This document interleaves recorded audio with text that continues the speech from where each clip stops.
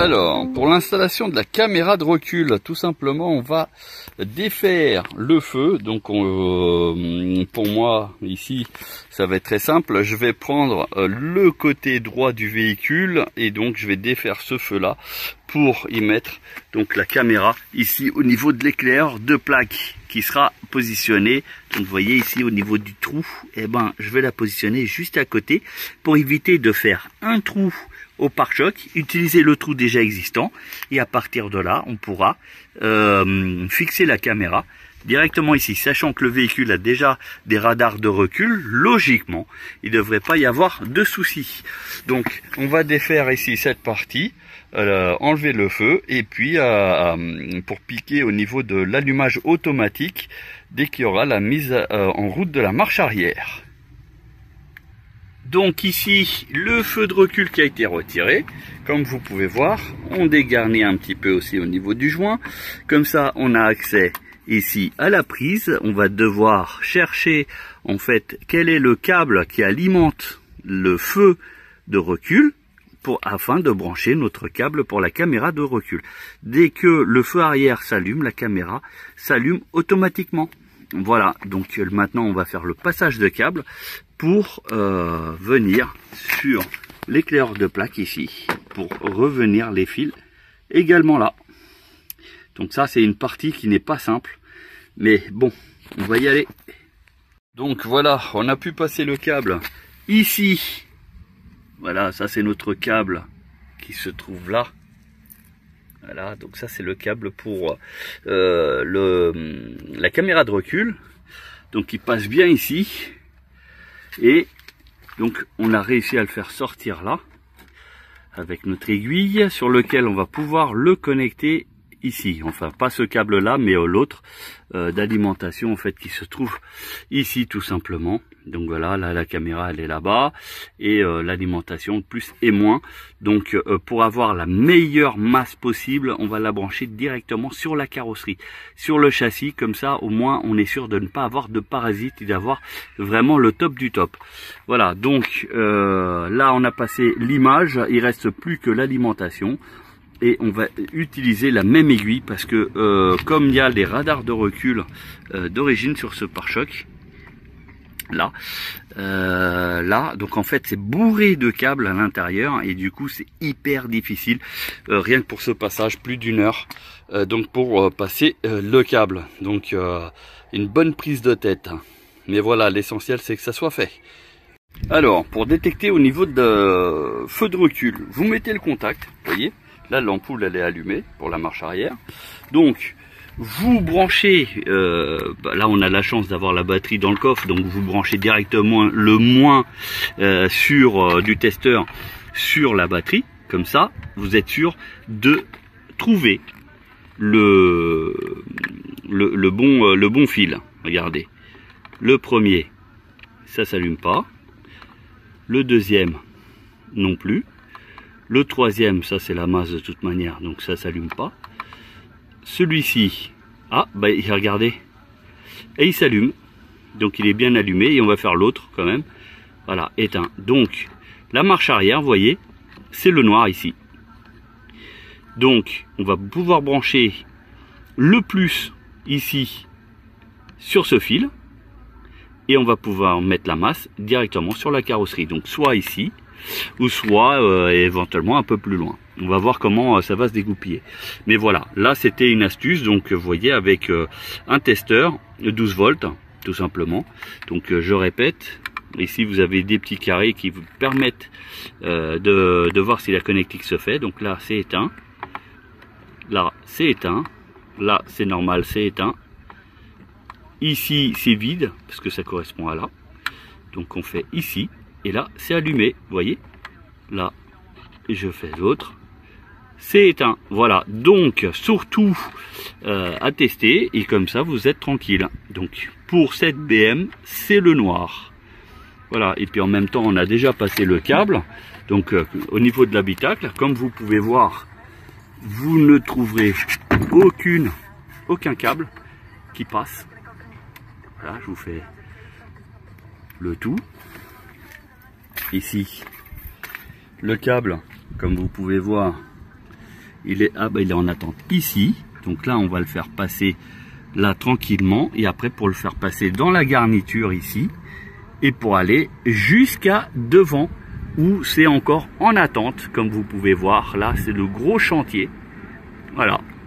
Donc, allez, on continue. Ça met énormément de temps, mais ça vaut le coup. Parce que, en fait, l'objectif est de faire en sorte que ça ne se voit pas. Voilà, en fait, au niveau de la transformation et au niveau des passages des câbles également. Allez, c'est parti.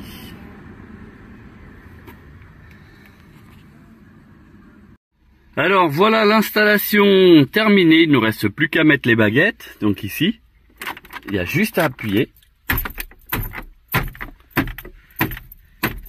Voilà, donc j'ai appuyé avec les doigts.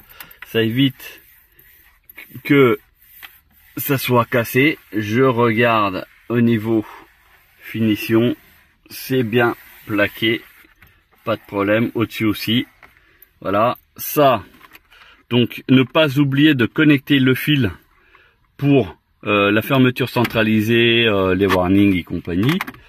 Voilà, donc après, donc d'abord le bas et après le haut. Voilà, donc là ça c'est bien installé, il n'y a pas de problème. Alors ça marche comment ça? Bon. Tac, ça c'est bon. Et après l'écran, comme vous pouvez voir, regardez, ça ne bouge pas. Voilà, il s'est bien installé, il n'y a pas de problème. Bon, il faut que je mette un petit coup de chiffon. La clé, donc, c'est prévu que c'est seulement en mettant la clé qu'on arrive à le faire fonctionner. Donc, là, c'est normal. Ça dit que il faut éviter de regarder l'écran tout en roulant. Hein, voilà, donc ça c'est normal. Pour que ça fonctionne au niveau du son, il faut mettre sur auxiliaire, donc en appuyant sur mode. Donc là, vous voyez, il y a la radio, pas de disque, et après on a auxiliaire. Voilà, donc ici, Waze. Alors, oui, ça c'est parce que c'était la musique de mon téléphone portable. Regardez. Ah, mais non, mais parce que ça c'est, je regardais une vidéo parce que j'ai vu que voilà. Et là vous avez le son. Alors je le retire. Je vais mettre une vidéo.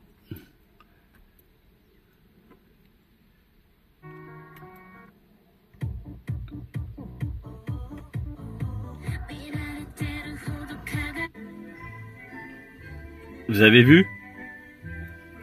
Et là, très grand écran.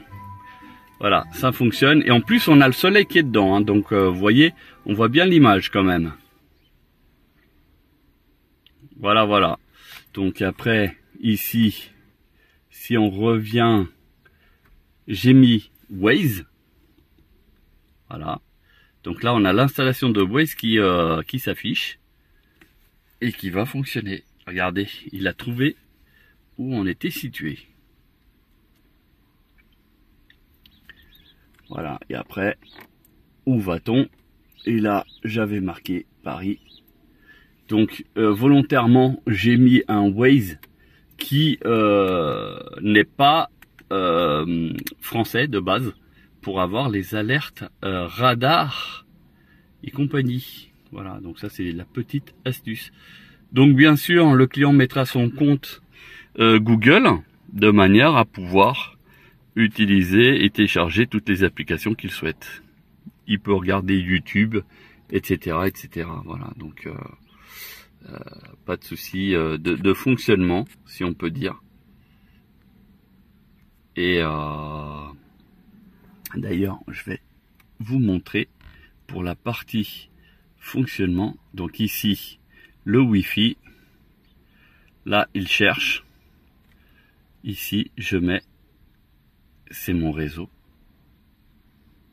là il est connecté, regardez, je vais vous mettre YouTube, Donc il peut mettre un petit peu plus de temps pour parce que ça dépend en fait du réseau, hein, tout simplement. Donc là je suis pas dans une zone vraiment qui capte bien. Voilà, donc vous voyez, c'est pas trop mal. Et regardez, pour être sûr que ça fonctionne, je vais mettre la chaîne en direct. Tac, tac. Et vous voyez, ça c'est la dernière vidéo. Donc ça c'est la publicité, hein, malheureusement.